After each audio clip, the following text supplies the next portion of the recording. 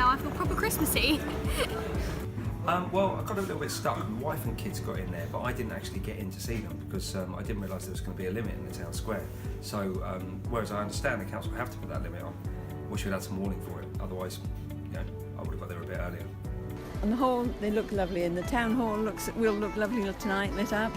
And I think the other tree has gone to the right place.